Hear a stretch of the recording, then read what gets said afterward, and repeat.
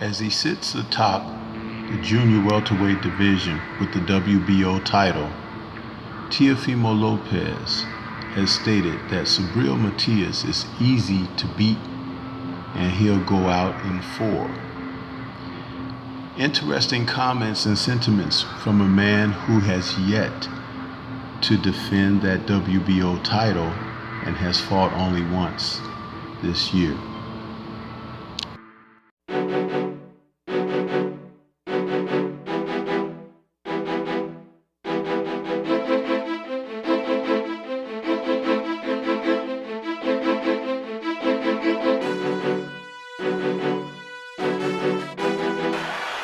Great round for Spence right now. He's been throwing that right left continuously.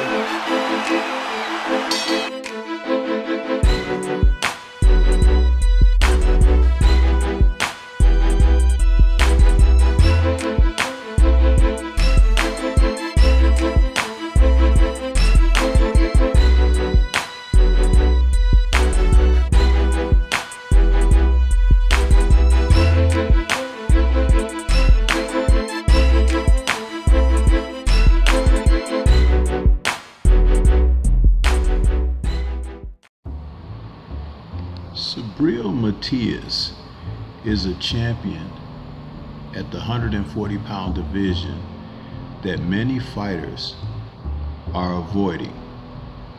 They are avoiding this champion because with his outstanding record of 20-1 with 20 KOs, he has shown a propensity to be able to get men out of there.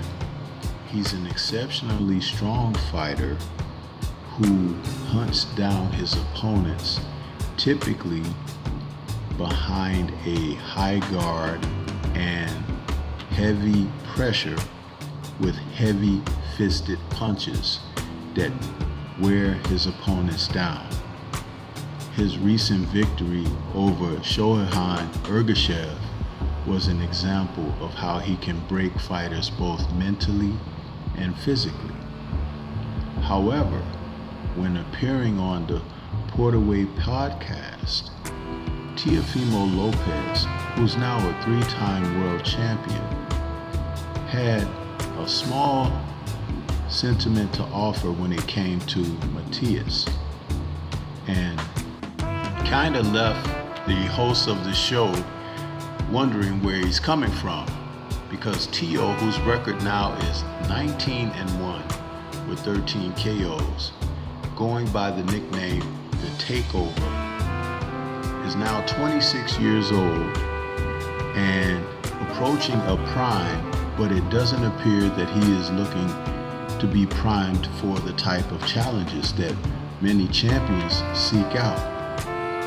It is apparent that Lopez and his, if you want to call it, team, are looking for the bags now.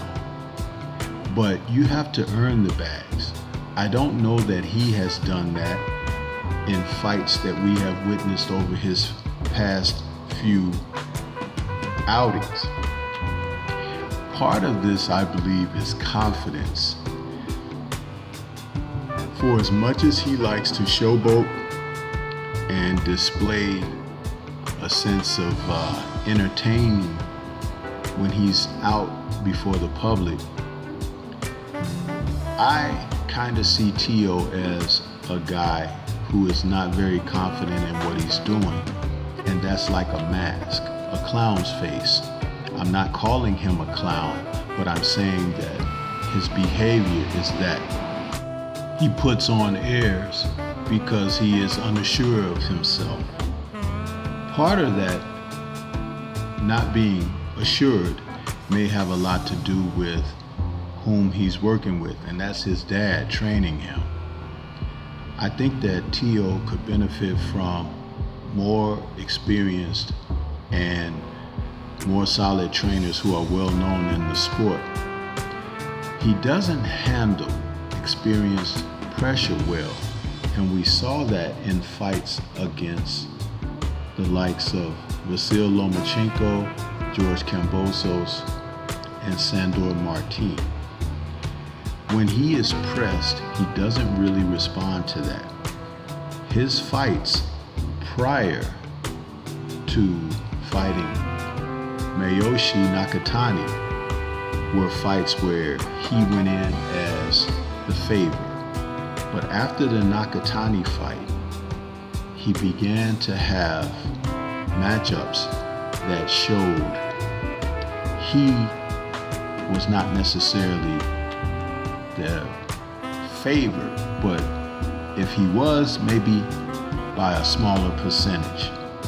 Now, his Richard Comey victory, which was a 2-round blowout, and he won the IBF World Lightweight title, that was a bit of a surprise.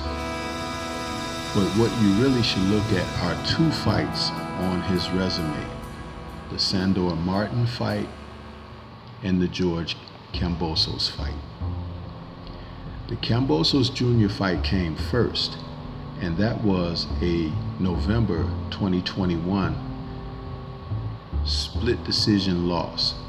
Both fighters touched the canvas, but what happened early in that fight was George took the fight to Teo right away, never allowed him to get cooking with his rhythm that he gets into early in fights. As the fight went on and Teo realized that he could compete, he fared better in the last quarter of the fight, even dropping George Kambosos and putting him in serious trouble late in the fight. But it wasn't enough to pull the fight out. Those are the type of things that can assist a fighter in growing and developing more. But after Kambosos, he came right back against Pedro Campa, and that was a fight that was just a return to the ring to knock the ring rust off type of fight. But he didn't fare very well in that, stopping Campa in a 7th round, and the fight was a little lackluster. But the Sandor Martin fight, which was December of 2022, Teofimo was down in the 2nd round once again.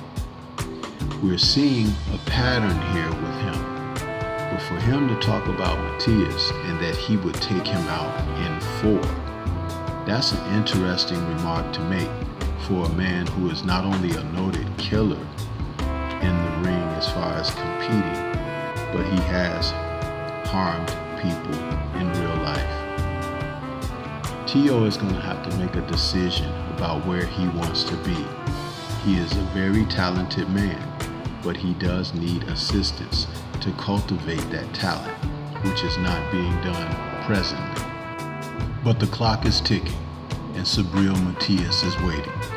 So step on up, Teo. This is Stormy B-Man. Shout out to the mighty LDBC and Liberated Perspective, the third eye view of the world. For more content such as this, please like, comment, subscribe, and share. Let me know what you think and how Teo would fare against Shareable Matias. Peace to everyone out there, and everyone please remain safe.